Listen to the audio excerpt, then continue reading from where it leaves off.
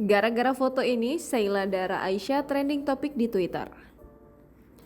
Sejak beberapa minggu terakhir, Sheila Dara Aisha terus menjadi sorotan. Pertama, ia menarik perhatian publik karena pernikahannya dengan Vidi Aldiano.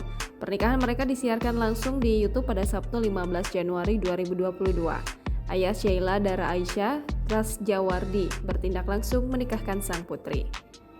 Setelah itu, sorotan juga kembali diarahkan kepadanya.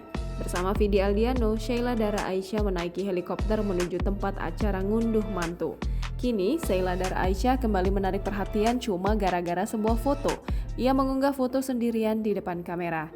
Sheila Dara Aisha tampak cantik dengan rambutnya yang bergelombang.